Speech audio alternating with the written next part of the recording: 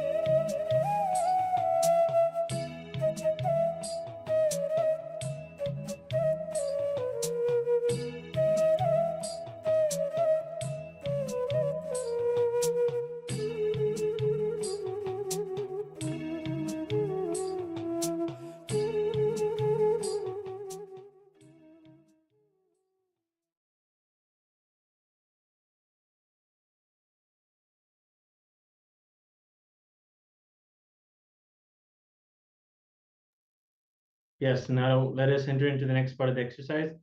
For each of the incidents that you have written where you have maintained non-listening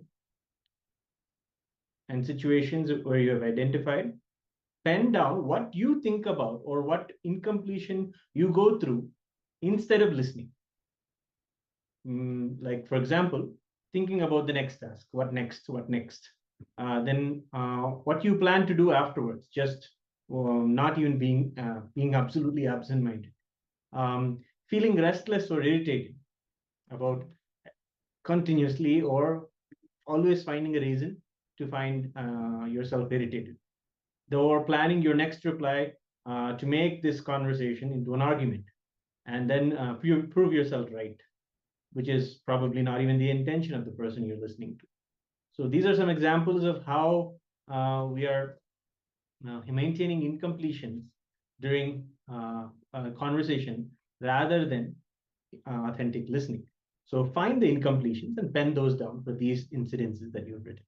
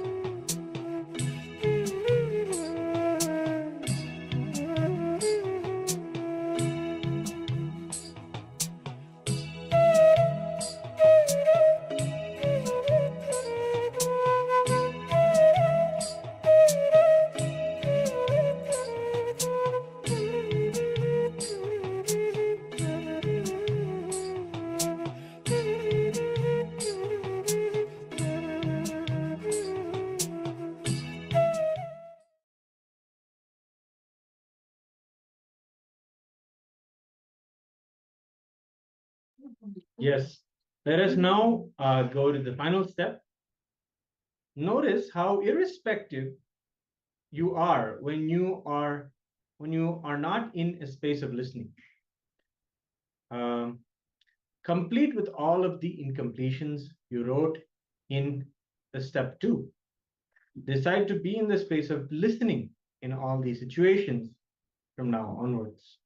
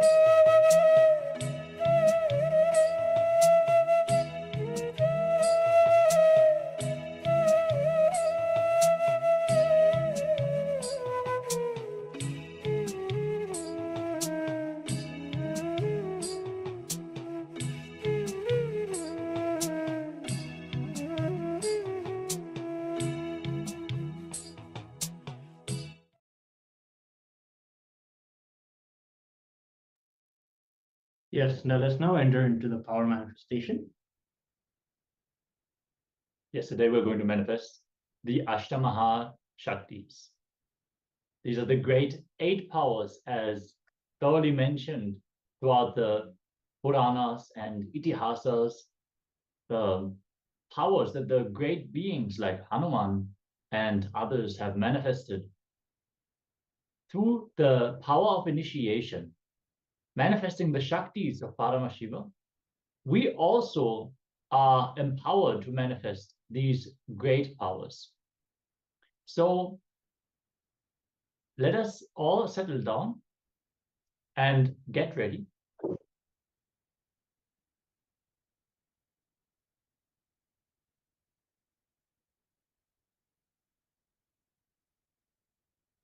Yes, we're going to manifest first the power of Mahima, increasing the size of an object. So make sure you have an object with you that is measurable for you. Take a small object at first. You can use, for example, a coin, a small figurine. You can use a pencil, anything that you can measure the size of. For example, you can measure it with measuring tape if you have it available, or you can mark the outlines of the object on a piece of paper. And then once you manifested the power, you do the measurement again and you see the difference in scale of the object. So for the power manifestation, we connect to Swamiji from the space of oneness. Sit with your head, neck, and spine in a straight line in a comfortable cross-legged position. Close your eyes and connect to Swamiji in your third eye. Chant the Mahabhagya, the cosmic keyword to connect to Paramashiva through the supreme point of Hinduism. Om Nityananda Paramashivoham. Vibrate with this sacred keyword, the sacred Mahabhagya. As we get ready, declare for the size of the object to increase. Request Swamiji, please manifest this Shakti through me and change the size of the object. Let's get ready.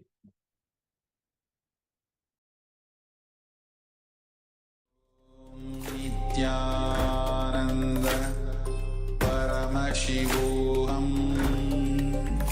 Om Nityananda Paramashivoham. Om Nityananda Paramashivoham. Om Nityananda Paramashivoham. Om Nityananda Paramashivoham. Om Nityananda Paramashivoham. Om Nityananda Paramashivoham. Om Nityananda Paramashivoham. Om Nityananda Paramashivoham. Om Nityananda Paramashivoham. Om Nityananda Paramashivoham. Om